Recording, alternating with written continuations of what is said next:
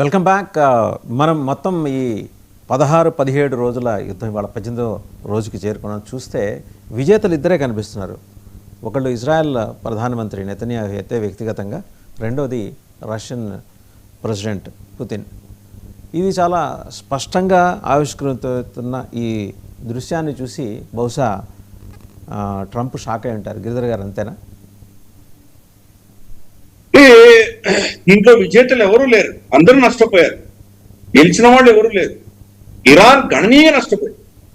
వాళ్ళ అసెట్స్ అన్ని దెబ్బతిన్నాయి, వాళ్ళ క్షమత బాగా క్షీణించింది, వాళ్ళ కెపాసిటీ, యుద్ధం చేయడానికి ఉండవలసిన కెపాసిటీ పోయింది, వాళ్ళ ఎయిర్ ఫోర్స్ మొత్తం నాశనం అయింది, వాళ్ళ నేవీ మొత్తం ధ్వంసం అయింది, వాళ్ళ కమ్యూనికేషన్స్ అన్ని పోయినాయి. ఇవన్నీ రిస్టార్ట్ చేసుకోవాలంటే ఎన్ని సంవత్సరాలు పడుతుందో మనం చెప్పలేము, ఎన్ని బిలియన్స్ ఆఫ్ డాలర్స్ ఖర్చు అవుతుందో కూడా మనకు తెలియదు.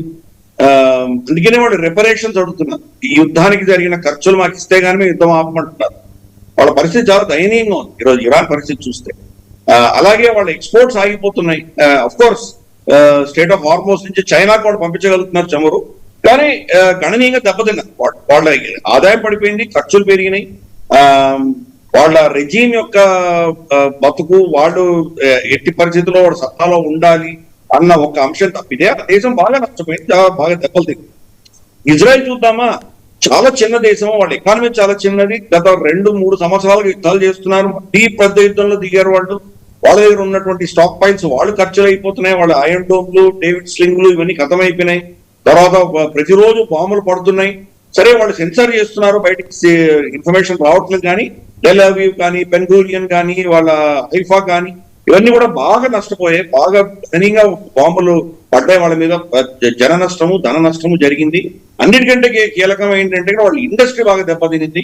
ఎందుకంటే వాళ్ళు నార్మల్గా ఏంటంటే, ఏ దేశమైనా నార్మల్ దేశం ఏంటి, వేరే ఇతర దేశాలతో వాణిజ్యం చేసుకోవాలి, వాళ్ళు నార్మల్ గా ఉండాలి. అటువంటి నార్మల్ సిస్టమ్ అంతా దెబ్బతిని వాళ్ళు వాళ్ళ ప్రజలందరినీ కూడా సైన్యాలో పంపించుకుంటున్నారు. ట్రాన్స్క్రిప్టెడ్ ఆర్మీ కాబట్టి వాళ్ళు వెళ్తున్నారు. సో ఆ రోజు ఇండస్ట్రీలో పనిచేసేవాళ్ళు, వాళ్ళ ఫార్మ్స్ లో పనిచేసేవాళ్ళు, వాళ్ళ సంఖ్య గణనీయంగా తగ్గిపోయింది వాళ్ళది. అందుకని ఇక్కడి నుంచి ఉత్తరప్రదేశ్ నుంచి, ఇక్కడ మన హర్యానా నుంచి వాళ్ళు కొంతమంది వర్కర్స్ ని తీసుకువెళ్తున్నారు వాళ్ళు. కానీ చాలా రేసిస్ట్ భావజాలం ఉన్నటువంటి దేశం ఇజ్రాయెల్ కూడా. కాబట్టి వాళ్ళు జ్యూస్ తప్ప ఎవరిని వాళ్ళు పెద్దగా సరిగ్గా చూడరు. అటువంటి దేశం వాళ్ళు కూడా బాగా నష్టపోయారు, గణనీయంగా నష్టపోయారు. సరే, ఈ గల్ఫ్ దేశాలు చూద్దామా, వెస్ట్ ఏషియా దేశాలు, వీళ్లకు ఇది ఒక పెద్ద మేజర్ షాక్. ఇది దీని నుంచి చేరుకుంటారా లేదా అన్నది కూడా పెద్ద ప్రశ్న. ఎందుకంటే ఇంతవరకు అమెరికా స్థావరాలను పెట్టుకున్నారు కాబట్టి వాళ్ళ మీద దాడి చేస్తున్నామని చెప్పి ఇరాన్ చాలా స్పష్టంగా చెప్పింది. బాహటంగా వాళ్ళు మేము న్యూట్రల్ గా ఉంటున్నాము, మేము ఇరాన్తో యుద్ధం చేయట్లేదని చెప్తున్నారు. కానీ పరోక్షంగా వాళ్ళు ఇజ్రాయెల్ కి, అమెరికాకి ఇద్దరికి సహాయం చేస్తున్నారు. ఈ రోజు ఇజ్రాయెల్ యుద్ధం ఇంకా చేయగలుగుతుంది అంటే వాళ్ళకి ఆయిల్ ఎక్కడి నుంచి వస్తుంది? సౌదీ అరేబియా పంపిస్తుంది. ఇజ్రాయెల్ కి సౌదీ అరేబియా మధ్యలో దౌత్య సంబంధాలు కూడా లేవు. అయినా ఈ రోజు ఇజ్రాయెల్ యుద్ధం చేయగలుగుతుందంటే కూడా సౌదీ అరేబియా వాళ్ళ ఎయిర్ స్పేస్ ఇస్తోంది, వాళ్ళ లాజిస్టిక్స్ ఇస్తోంది, అన్ని ఇస్తోంది. అలాగే అమెరికా కూడా యుఏఈ నుంచి వాళ్ళు దాడి చేసి కర్గ్ ఐలాండ్ మీద 90 వాళ్ళ డిఫెన్స్ ఎస్టాబ్లిష్మెంట్స్ ఏవైతే ఉన్నాయో వాటిని వాళ్ళు అటాక్ చేయగలిగారు. మరి యుఏ ఏమో మీ యుద్ధంలో దిగలేదు, మా ఎయిర్ స్పేస్ వాడడానికి వీల్లేదు అని అఫీషియల్ గా చెప్పిన వాళ్ళు, మరి మీ ఎయిర్ స్పేస్ వాడుకుంటే వాళ్ళు ఇరాన్ ఎందుకు ఊరుకుంటుంది? అందుకని ఇమ్మీడియట్ గా నెక్స్ట్ అటాక్ ఫుజైరా మీద కొట్టేది. ఫుజైరా అనేది మనకి ఎక్కడ ఉంటుందంటే, అది పర్షియన్ గల్ఫ్ లో లేదు, మనకు గల్ఫ్ ఆఫ్ ఒమాన్ సైడ్ ఉంటుంది, అంటే అరేబియన్ సైడ్ ఉంటుంది. కాబట్టి దీనికి దూరంగా ఉంది కాబట్టి అక్కడి నుంచి వాళ్ళ చమురు అమ్ముకోవచ్చు అని అనుకున్నారు, పైప్ లైన్ వేసుకొని అమ్ముకోవచ్చు అనుకున్నారు. అందుకని ఫుజైరాని అటాక్ చేశారు. అలాగే మనకి ఈవెన్ ఒమాన్, వాళ్ళ మిత్రదేశమైన ఒమాన్ లో డుకామ్ అటాక్ చేశారు. అంటే మీరు పర్షియన్ గల్ఫ్ ఒకటే కాదు, ఈవెన్ ఇండియా మన అరేబియన్ సీ సైడ్ ఉన్న కూడా అటాక్ చేస్తున్నారు. కాబట్టి గల్ఫ్ అంతా నష్టపోయింది. ఈరోజు దుబాయ్ డ్రీమ్ పోయింది. దుబాయ్ చాలా సురక్షితమైన ప్లేస్, శాంతియుతంగా ఉండొచ్చు, అక్కడ ట్యాక్సులు లేవు, హాయిగా ఉండొచ్చు అనుకున్నటువంటి ఒక స్టోరీ ఏదైతే ఉందో దెబ్బతింది. లక్ష్మీ మిత్తల్ లాంటి వాళ్ళు, ఈ వెస్టర్న్ దేశాల్లో ఉన్న బిలియనర్స్ అందరూ కూడాను వాళ్ళ దేశాల్లో వీళ్ళ మీద విపరీతమైన ట్యాక్సులు వేసి, ప్రాపర్టీ ట్యాక్సులు, ఇన్హెరిటెన్స్ ట్యాక్సులు, ఇంకేవో అని చెదారం వేస్తారు, వాళ్ళందరూ దుబాయ్కి వెళ్ళిపోయారు.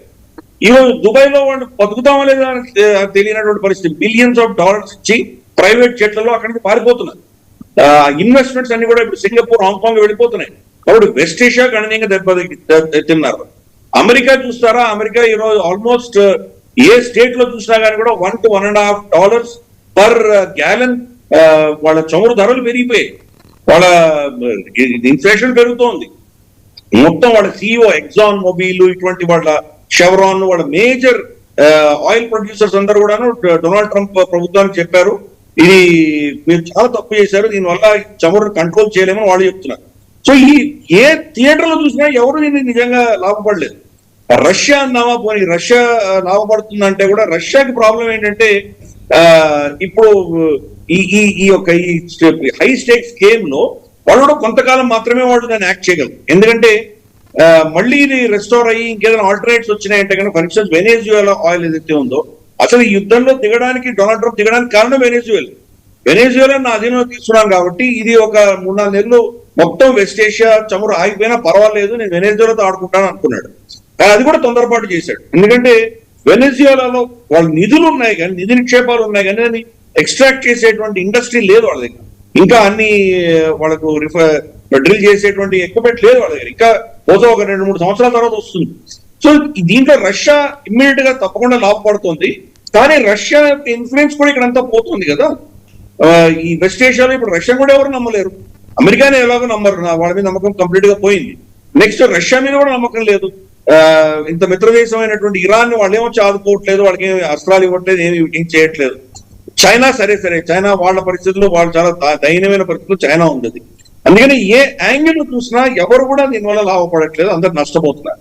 ఒక భారతదేశం మాత్రం నష్టాలని మనం తట్టుకునేటువంటి ఒక స్కీమ్ మనం పెట్టాం కాబట్టి ఈ రోజు చూస్తే చమురు ధరలు ఒక్క భారతదేశంలోనే మనం పెరగలేదు. ఈరోజు యుఎస్ఏ, కెనడా అక్కడంతా 27-28% పెరిగి ప్రతి దేశంలో కూడా ఎఫెక్ట్ అయి ఉన్నాయి. ఒక సౌదీ అరేబియా, భారతదేశము, ఇండోనేషియా 3 దేశాలు మినహాయిస్తే చమురు ధరలు మిగతా ప్రాంతాలన్నిటి కూడా పెరిగాయి. కాబట్టి ఈ యుద్ధం వల్ల, యుద్ధం అన్నది వస్తే కనుక అందరూ నష్టపోతారు, దీంట్లో ఏం సమస్య లేదు. ఒకే ఒక ప్రశ్న, ఇంత జరుగుతున్నా కూడా స్ట్రైట్ ఆఫ్ హార్మజ్ ని క్యాప్చర్ చేయాలనే ఆయన దీంట్లో ఆలోచన నుంచి అయితే ఆయన వెనక్కి తగ్గినట్లేదు. ఇప్పుడు